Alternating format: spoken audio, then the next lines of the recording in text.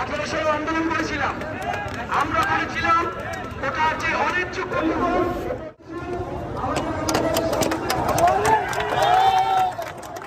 যোগ দিলে উনি কি ভাবছেন সে কথাটি আমরা ওনার কাছ থেকে জানতে চাই। আমরা